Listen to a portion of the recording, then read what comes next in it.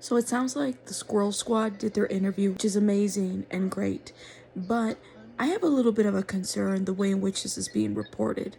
Danny Masterson, they say they were protesting that restaurant, but other businesses, the restaurant and those who work in the area did not want to go on camera for fear of being targeted by protesters, but they say they were so scared of the protesters, at least one business closed early, and staff told us they had to cut their hours because of this. Now, on the other side, protesters shared video with us as they were filming. You see a man hit a phone out of one of the protesters' hand. They say they were trying to tell customers and staff not to support the restaurant when things turned violent. A protester tells me he pepper sprayed a woman after she hit his phone out of his hand. He says one of them also clipped his leg with her car when they were trying to make sure they did not leave the parking lot before police arrived. Now, the protesters say police arrested 3 of them, but LAPD tells me only 1 person was arrested for battery. So police arrested 3 of them, but LAPD says only 1 was arrested. Is this the same kind of tactic that they did to Aaron, where they arrested him but really didn't arrest him, and then we got into the semantics of a detainment and arrest? I mean, my understanding is that they took them inside of a building, and they took their rights away for several hours. I would have equate that as an arrest. I don't know about you guys. The protesters just got out of jail. That's what they say. They say they spent the night there, and here's what they have to say as well as a business owner.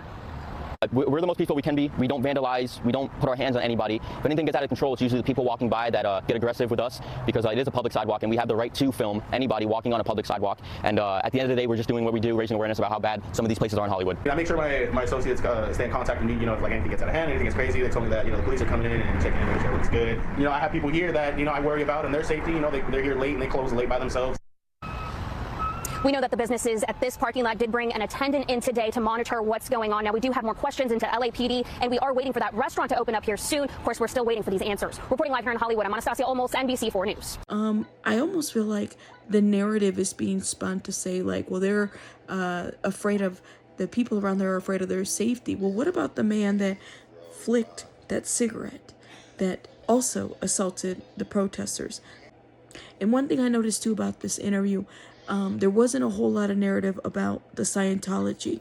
I remember watching them streaming and telling people about Scientology, but somehow the Scientology piece didn't really make it into the news coverage.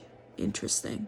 What is your plan for the future? Are you doing this daily, or do you see a resolution? I think our main resolution is to keep people safe at the end of the day, raise awareness about what's going on, how horrible Scientology is, how much they scam people, destroy families, how bad this restaurant is, that letting the owner of this restaurant, letting a woman get drugged and raped after, actually verbally attacking the victims that have been raped at court when she was offended Danny Masterson.